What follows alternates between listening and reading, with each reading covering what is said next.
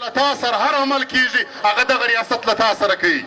هغه د دې ملک ادارې له تا سره کوي خو موږ پښتانه تر اوسه پورې د دې خلکو په دې منافقت باندې نه یو پوه سوي لږ خپل تاریخ در واخئ ستا پر وطن باندې د دې پنجابي تر مخه ډېر زورور راغلی دی که هغه پرنګی راغلی دی که هغه دلته چنګیز راغلی دی که لاکو راغلی دی که دلته د دنیا هر لغړی راغلی دی ستا ملک ستا وطن یې نه دی نیولی خو نن دغه کمزوری پنجابی او د دوی دا جرنیلان راغلی دي ټول پښتون کام یې نیولی دی دلته موږ د دوی تر ګوټو لاندې دلته د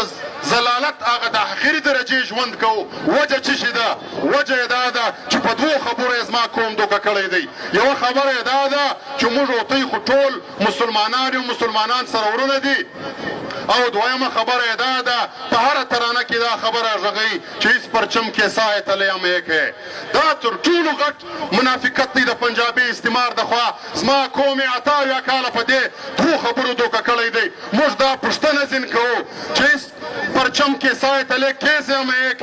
د دې پرچم لاندې پنجاب ورځ په ورځ ترقي کوي هلته تا اوري ټرین منصوبې جوړې کړي دي میټرو منصوبې دي جوړې کړي دي په پنجاب کې د کارخانو تعداد په لکونو رسېدلی دی هلته د ښایسته پارکونه جوړ کړي دي د صحت نظام دی د تعلیم نظام دی هېڅوک تر اوسه پورې یو پنجابي ته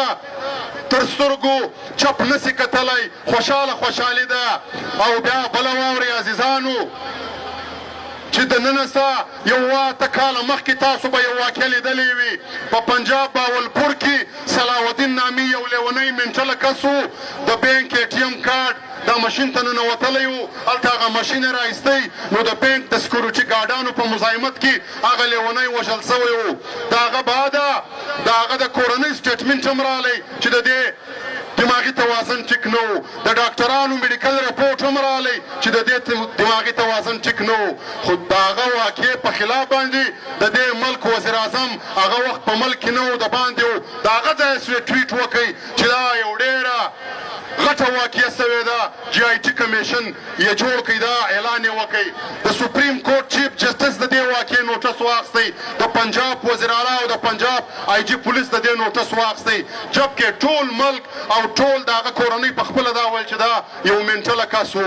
خو بیا په دغه ملک کې زموږ دلته په دې کوټه ښار کې دا دوې ګلۍ واخواته په سره غرمه باندې د دې پښتون قام یو ترجمان بلکې د ټولو مظلومو قامو ترجمان عثمان لالا په سر کې ووهل سو په شهادت ورسېدی دا یې بې ناموسه یې تعزیت هم نه دی کړی کیس یې همیش پرچم کې ترسایه تلی کې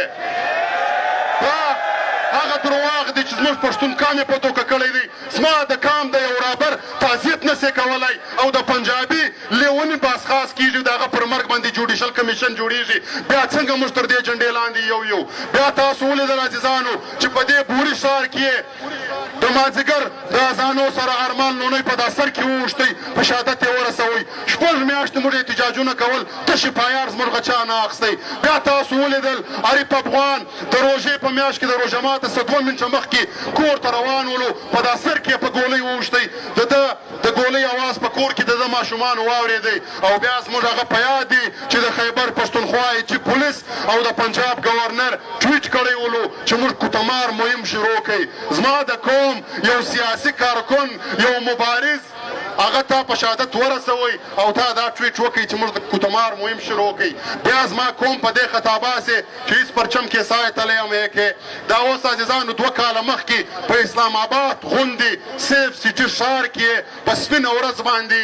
ملي شهید ګیلمن وزیر په دا سر کې ووایي تاسو ټولو ولیدئ په شهادت ورسېدئ 2 کاله کېږي تر اوسه پورې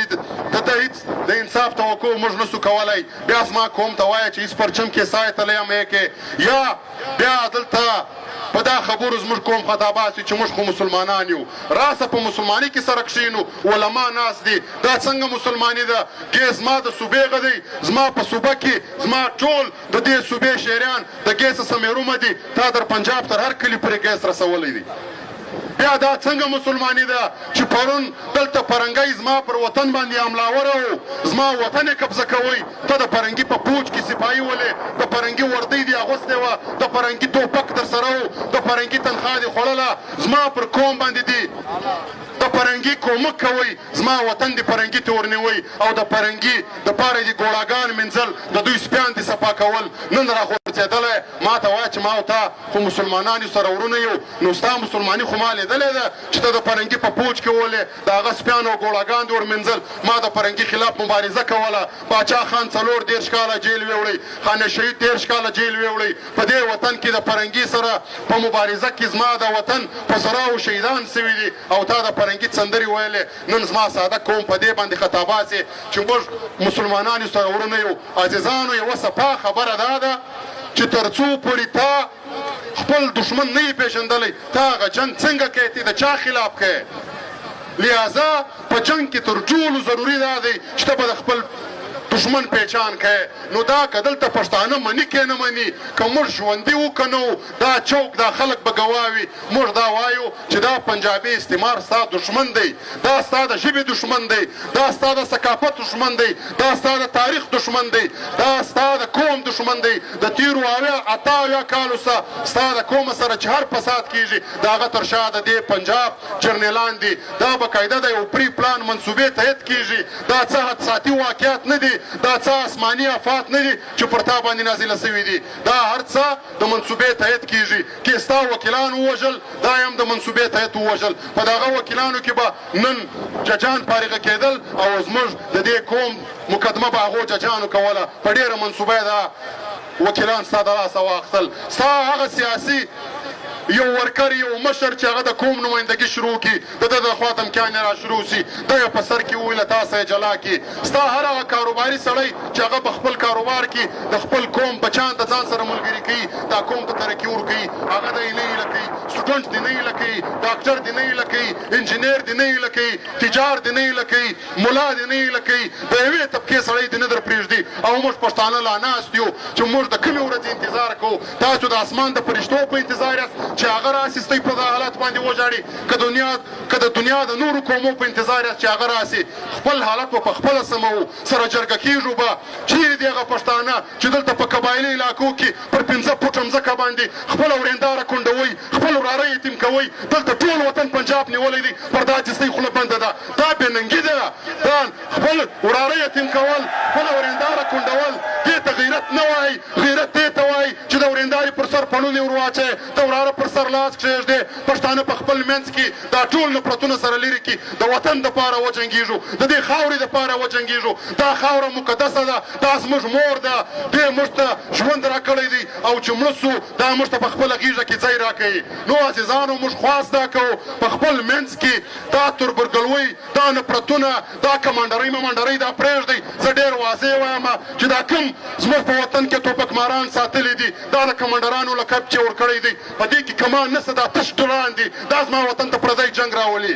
د دې کیسو څخه لاس واخئ راسئ د کام پر کامې ایجنډه سره کښېنو اول صف موږ ته راکئ که مرګ وو که ژوند ولو په اول صف کې موږ کښېنو بیا تاسو راپسې سئ چې پر وطن باندې ننګ وکړو اصل غازي هغه دی اصل د وطن اتل هغه دی دا نه چې د وطن دپاره د دې پنجابي په دې باندې موږ فخر کوو یو وایي کرنل توصیف زما شناخته دی بل وایي میجر پلانی زما شناخته دی د دوی سره حالت در باندې وایو دا زما د وطن قاتلان دي دی زما د وطن بچان یتیمان کړي دي زما د وطن زنانې کونډې کړي دي زما مندې پورې کړي دي زه څنګه د ده سره په شناخت باندې ځان ته فخر وکړم نو عزیزانو دا خبرې سوچ غواړي موږ تېره ورځ هم دا خبره وکړله چې هره ورځ ترنې نسو ورکولی نه هره ورځ شهیدان ورکولی سو په آخر کې به دا قوم دومرې مجبوره سي چې دلته 100 شهیدان پراته وي بیا به خلک باور نه کوي راسئ نن دغه دي شهیدان سوي دي کورنیان یې په کلک عزم سره ولاړ دي دا اوس زموږ د دې سیاسي خلکو د دې سیاسي پاچانو امتحان دی چې هر رقم سیاسي اختلافات دا تر شا کو د دې قوم دپاره سره یو سو کلکه درنه خبره کښېږدو چې ورور زما د ټولې صوبې څخه دغه اف سي چې راغلی ده دا به باسې په کومه ورځ چې دا اف سي دې صوبې ته راغلی ده دهشتګردي ورسره راغلی ده فساد ورسره راغلی دی غلا ورسره راغلی ده د پښتنو بېعزتي ورسره راغلی ده عزیزانو دلته زموږ ټولې تعلیمي ادارې قبضه کړي دي دا کوټې یونیورسټۍ له ورسئ پر سریاب روډ باندې په دا یونیورسټۍ کې ټارچر سیلان جوړ کړي دي خلک پورته کوي په دا یونیورسټۍ کې ساتي دا بیوټمز یونیورسټۍ ده ورسئ په دې کې ټارچر سیلان جوړ کړي دي ټوله کوټه قبضه ده د دې ځایه څه شروع ده ځتراغ عامې پورې دا یې دلته د دې کینټ په نامه قبضه کړې ده هلته یې د ایربیس په نامه باندې په لکونو یې کړه مځکه قبضه کړې ده هلته یې د غزپن په نامه باندې مځکه قبضه کړې ده ورځ په ورځ دا اوس دلته اف سی ایچ کوارټر دی په دې نامه یې څومره مځکه قبضه کړې ده دا مخامخ یې دلته روډ بند کوي تاسو د کومې ورځې انتظار کوئ زه خو دا پښتنو ته اریان یم بس پښتنو ته خالي دا خوند ورکوي چې دلته د پلانکی راسي ښه خبرې دې وکړي بس دی خالي ناست دی وایي پلانکي ښه خبرې وکړې وروره دا خالي ده دا پلانکي وطن نه دی په دې کې تم را شریک کې که زه بې عزته ولم تم ولا که عزت پیدا کې ما او تا به سره درېږو دا مقدمه مو په ګډه ده نن تاسو خبر یاست کوټې له چې هره لار راځي کوچلاغ له ورسئ په مین روډ کې پلران راپورته کړي دي دلته اوس د اف سي خلک ولاړ دي هر موټر که دورې تېرېږي که دورې تېرېږي یوه ګنټه انتظار به کوي پر سمنګلۍ روډ باندې د هغه هوبل دی پر مین روډ باندې کیله جوړه کړې ده د نجونو د سکول څنګ ته او مین روډ یې قبضه کړی دی که دورې تېرېږي هم به 20 منټه ولاړې که دا خوا راتللی هم به نیمه ګنټه ولاړې سریاب روډ دی د هغه رقم دی ټول وطن یې نیولی دی او بیا موږ ناست یو موږ پښتانه ګوره د څه شي انتظار کوو نن هم دا چې کوم خلک د اولې ورځې دلته راځي هغو ته زه په دواړو لاسو سلام کوم خو کوم خلک چې نه راځي هغو ته موږ دا وایو چې په خپل ګریوان کې وګوره د کوټې 15 لکه آبادي ده په 15 لکه آبادي کې دا 15,000 کسان عزیزانو دا په وړو کې د مالګې برابر ده په دې دا مقدمه نه ګټل کېږي باید هر سړی راوځي دا جنګ د ځان جنګ وبولي دا وطن زموږ سره ګډ دی پښتانه وایي چې په اوبو ګډېږئ یو بل ته به لاسونه سر ورکوئ تش دغه په یو څو کسانو دا مقدمه نه ګټل کېږي نو راسئ عزیزانو ټول د دې لپاره په شریک خپل صفونه برابر کو په آخري خبره دا کومه سیاسي پاچانې ناستې دي د دوی سره موږ په میټینګانو کې هم شرکت کوو خپل تجاویز ورکوو خو دا یو تجویز تاسو د ټولو تر مخه ورکومه دا څه داسې دغه خبره نه ده دا د وطن دپاره دا خبره کوو عزیزانو دا لویې لارې تر ننه ورځې پورې نه دي تړل سوي ولې زما شهیدان پراته دي زما خوندې مندې ناستې دي زما د کان سپین ږیري ځوانان ناست دي بیا زه د څه شي انتظار کومه په کار دا دی چې د سبا سه